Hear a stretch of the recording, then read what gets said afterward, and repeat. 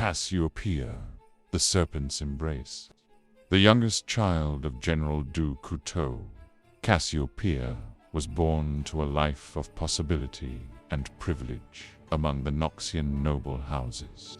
From an early age, she displayed a keen mind and sharp wit, and while her sister Caterina flourished under their father's tutelage, it was their mother, Soriana, in whose footsteps Cassiopeia would follow. A hero of Noxus' expansion into Shurima, General du Couteau eventually sent for his family, installing them close to the governor of the coastal city of Erzurum. Surrounded by strangers in an unfamiliar land, Cassiopeia remained close to her mother, learning much of politics, diplomacy, and subtle influence. As she grew, Cassiopeia could not help but glimpse other hidden concerns within Soriana, beyond those of the Empire. One day, quite unexpectedly, Soriana collapsed in the family residence. Her hairbrush had been laced with caustic venoms by an unknown hand, leaving her close to death. General du Couteau was well versed in the ways of an assassin, and so he had all the household staff removed, leaving his wife and daughters alone in an empty house. Still little more than a child, Cassiopeia never left her mother's bedside. While Serena's recovery took many months, the bond between them became stronger than ever before.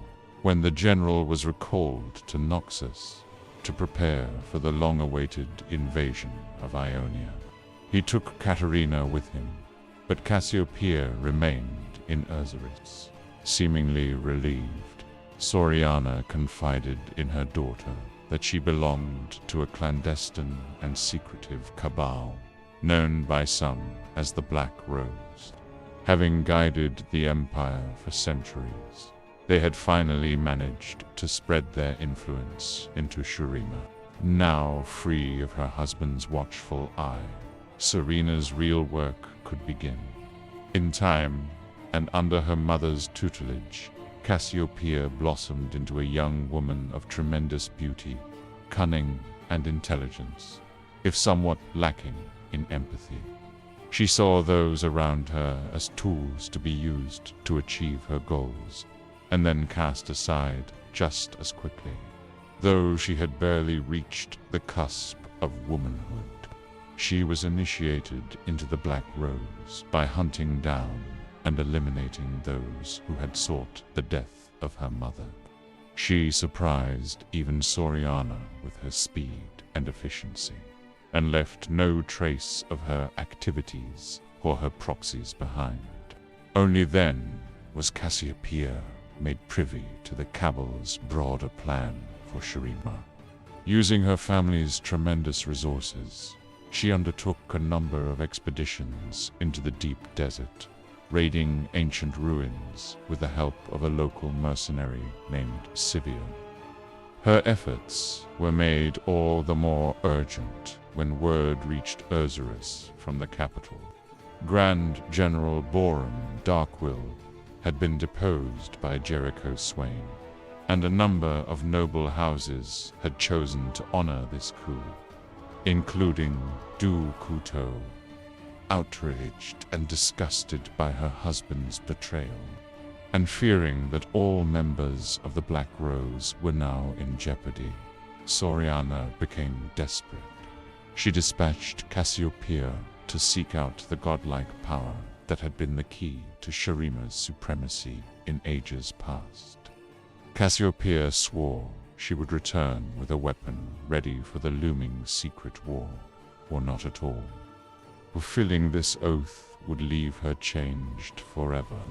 Upon unearthing a long-lost tomb of the mythical Ascended, she knew this was the threshold to the power she sought, and intended to dispatch all witnesses from her expedition before claiming it. The guide Sivir was the first to fall to Cassiopeia's blade, but then an ancient stone tomb guardian reared up, and buried its fangs into her flesh. Overcome by its arcane toxins, she was carried back through the desert by her hired soldiers, screaming as her body twisted into something new and unspeakable. Cassiopeia locked herself in the disused crypt of the Ursurus residence and endured the untold agonies of this transformation. Gone was the brilliant and beautiful daughter of Soriana Dukutos, replaced by a monstrous, slithering creature that skulked in the shadows, spitting poison and crushing stone as easily as glass. For weeks she wept and howled, grieving her lost life, until the day she could weep no more. She dragged herself up from the depths of despair, determined to accept, maybe even someday embrace, her fate.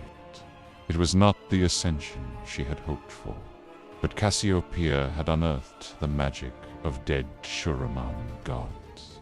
She would turn it to the schemes of the Black Rose, just as she and her mother had planned, and she could feel this power growing within her, day by day, though into what even she cannot guess.